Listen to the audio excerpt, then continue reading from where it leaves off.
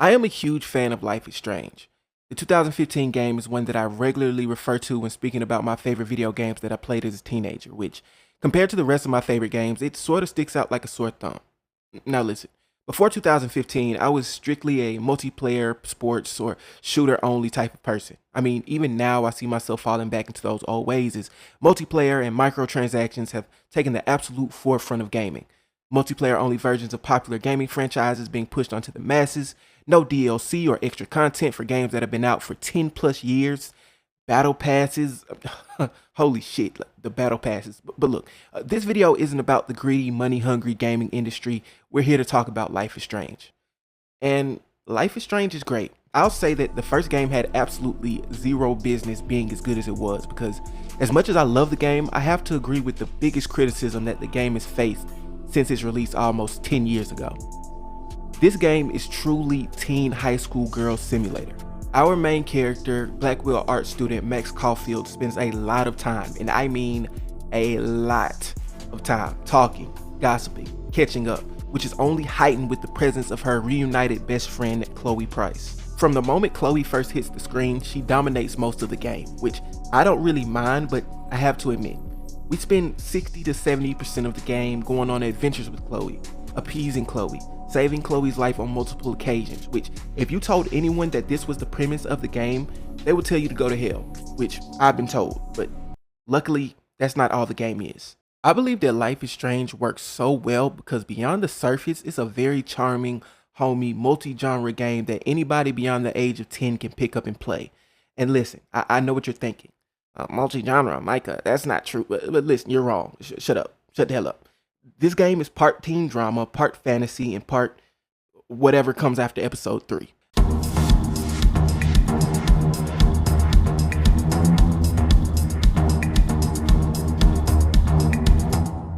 Listen, I tell people all of the time, if you need any indication of how fucking chaotic the rest of this game is going to be after episode 3, just watch the little teaser trailer for episode 4 at the Dark Room. Of course, the end of the world party poster foreshadows the final storm that's been looming over the game throughout the first 3 episodes, but the intense music mixed with the red lighting indicates that we're headed towards a fiery ending to the first game, which is crazy seeing how fucking somber and depressing episode 4 is as a whole. But I'd say in spite of that, episode 4 is probably my favorite out of the entire game. I mean, we get shit done, man. We solve the Rachel Amber case, we find the Dark Room, we beat the shit out of Nathan, we either make up with or kill Frank Bowers, we have a chance to make up with Victoria Chase. It was all fun. Speaking of the party sequence in the teaser trailer of episode 4, the whole end of the world Vortex party is probably the most vibrant and, dare I say, exciting part of the entire game. The death of Chloe ending episode 4 and the reveal of Mark Jefferson as the major what the fuck cliffhanger for the final episode was pretty great. What the fuck? What you say? Oh, that you only meant well, when of course you did. What you say?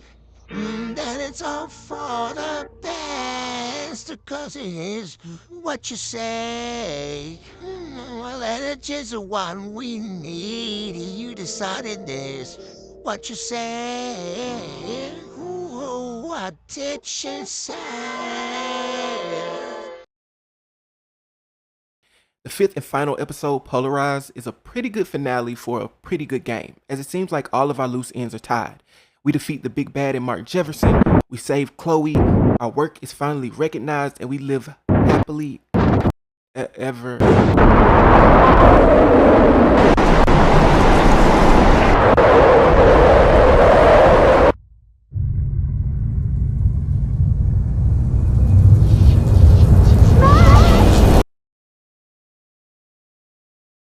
Oh yeah, I forgot. We have to talk about the ending. I'll be honest, I have never really been the biggest fan of the ending of the first Life is Strange game.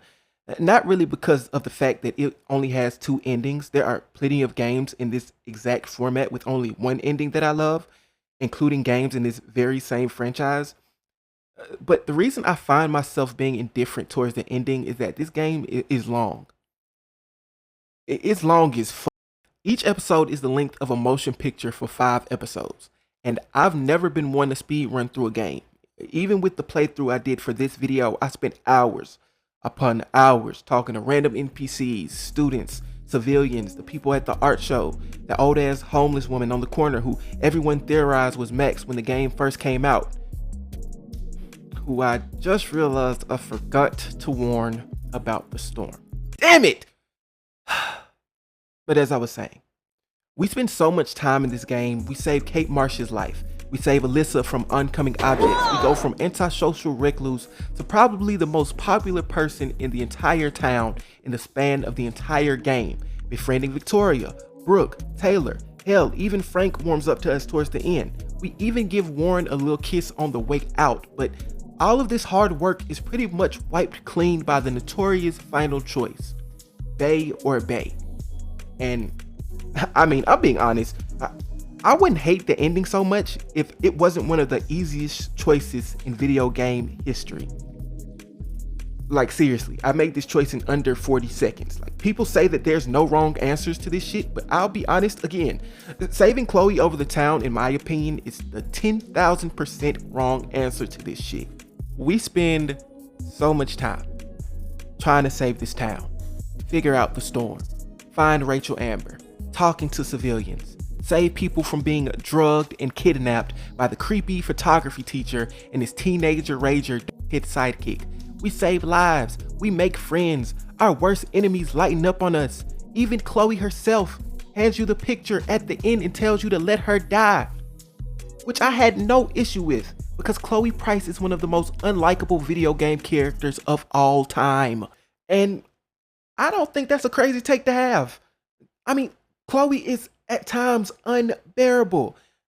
And listen, man, I know I sound like a broken record, but I spent 2 months trying to juggle finishing this game in college assignments. So I'm sorry, but I'm gonna yell here. So let me back up a little bit. But we spend so much damn time. This game is 10 to 15 hours long. And that's what I just saw on the Google search when I looked it up. It took me 2 months to finish this shit. But I digress. Let's get back on track. Chloe Price complains a lot. She's an asshole, a bad influence. Forget putting her interests in front of everyone else's. She puts everyone else's interests in the toilet. She's an asshole to her darling mother. The weird I blame my dad thing about him dying was weird. The whole, oh, someone almost or did commit, who cares, my life is dipped in shit thing was, Kate Marsh was lame as hell. And listen, believe what you want to believe, but the overarching theme of fate and destiny looms large over this entire game. Up to the final 5 minutes. We saved Chloe Price's life. Hold on, let me count. 1, 2, 3, 4, 5, 6, 7, 8, 9, 10,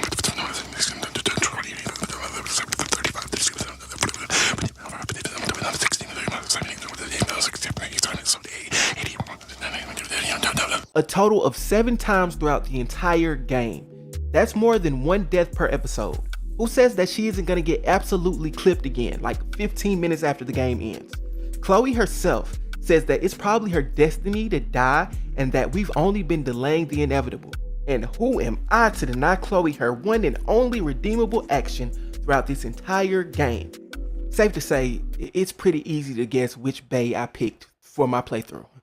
The ending where you choose to save Arcadia Bay is fucking depressing. I mean, they really make you live with your choice as you have to sit through Chloe getting absolutely clipped all over again. It's a very long scene that's not easy to get through at all. I feel like the creators at Dontnod at the time made this the definitive canon ending. The ending where you save Chloe is depressing, it's sad, but it's nowhere near as depressing as the one where you save Arcadia Bay.